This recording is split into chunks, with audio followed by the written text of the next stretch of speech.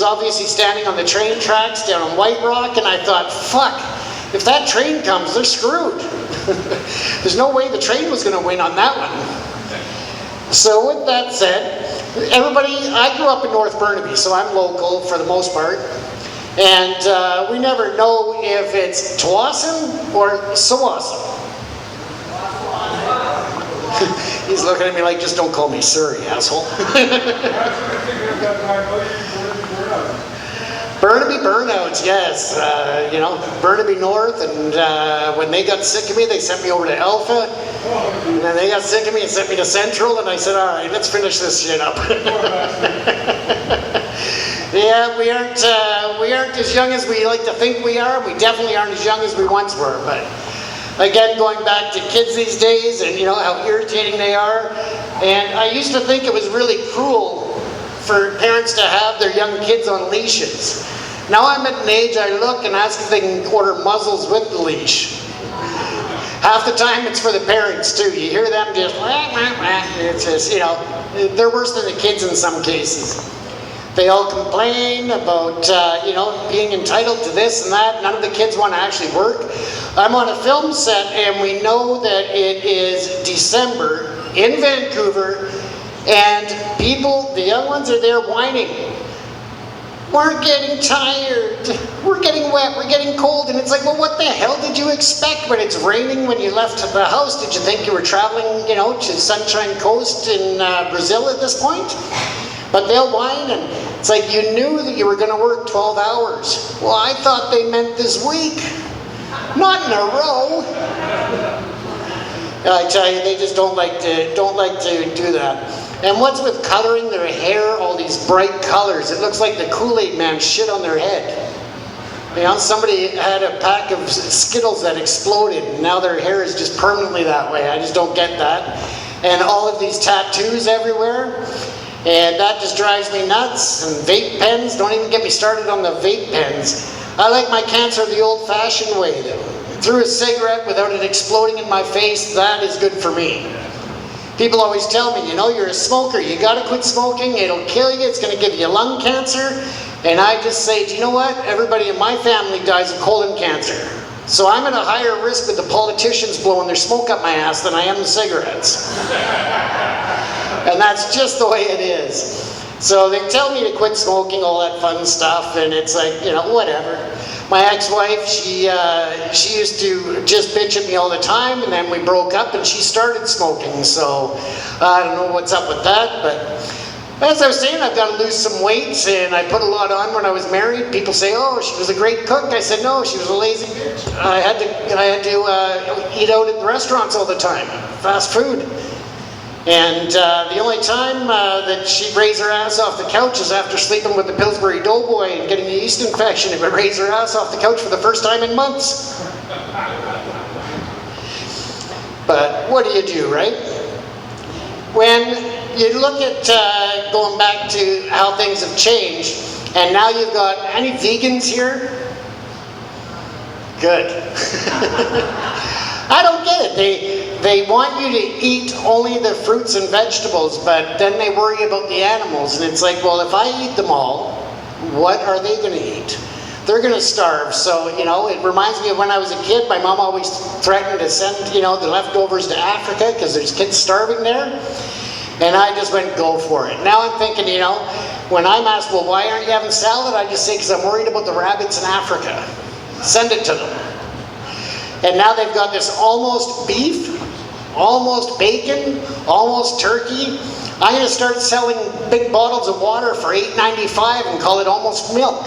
And then they've got almond milk. I feel bad for the people that have got to sit there milking those little almonds. They say that keeping all these animals in captivity is cruel and we should release them back to the wild. And I, for one, personally have never seen a wild cow. Where the hell are we going to set those free? How about you? See? I'm not the only one. Where the hell are we going to release all the cows? We had those, it sounds like my phone ringing, but that's all right. Get it on remote here and we'll just answer it and you guys talk to them. We'll just pass it around the room and have some fun with it. It's probably my my brother and his son coming back on the ferry. They were going to try to make it on the early ferry to get here, but they were working, so they had to catch the ferry over there. I think it was the Queen of Overtime. And so BC Ferries, of course, you know, you had those guys doing the drugs on there the other day and freaking out. You guys hear about that? So yeah, delayed the ferry for hours. One guy stripped down naked and was running around throwing stuff around the car deck. And then the other guy they were looking for, they thought maybe he went overboard, but it turns out they reviewed video footage and he just walked off with the walk-off passengers, just blended himself in. But I'm assuming that he was probably high too, because he got into a taxi and took it right to his front door. GPS, guess who came to visit him afterwards, and it wasn't the taxi driver.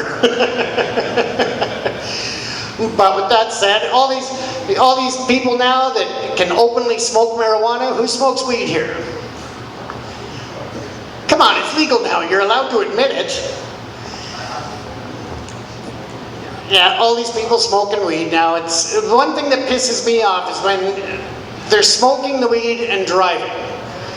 And then they get these roaches and they throw them out the windows, as if we don't have enough fucking potholes in our roads already. These guys are adding to it. It's like the friends of mine that argue they're better drivers when they're smoking weed because they're paying more attention, and I just turn and say, we're going to put the car in drive? I want to mess with them and just screw up their odometer, tape it at about 180 so it just stays there even when they get in the car, not going anywhere. They can feel like they're going, because they just aren't.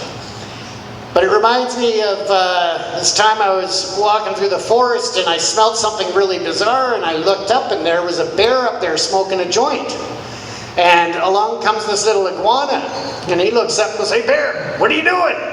Bear looks down, he's like, "Hey iguana, I'm smoking a joint, man, come on up." So the iguana goes up and smokes some of the joint with the bear, and he looks over and says, "Bear, I really got cotton mouth, I gotta go get some water." So he wanders down, he gets to the river, and he starts drinking and falls in.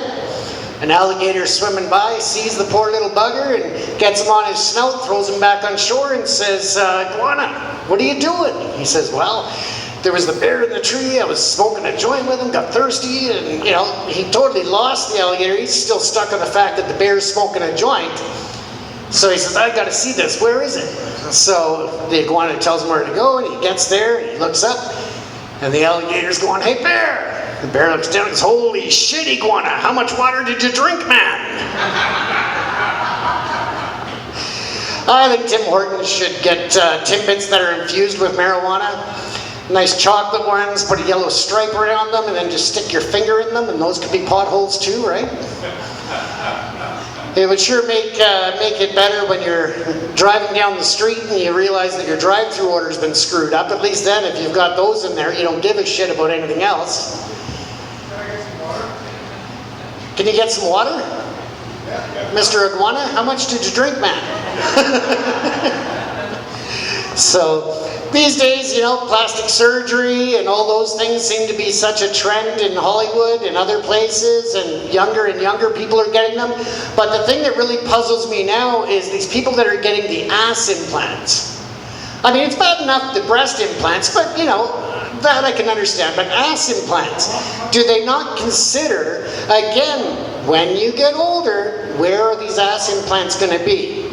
They're going to know what it's like for us poor guys walking around tripping on our balls, right? They're going to be the big sacks there. But, you know, the one thing that I always say to guys is that they're like,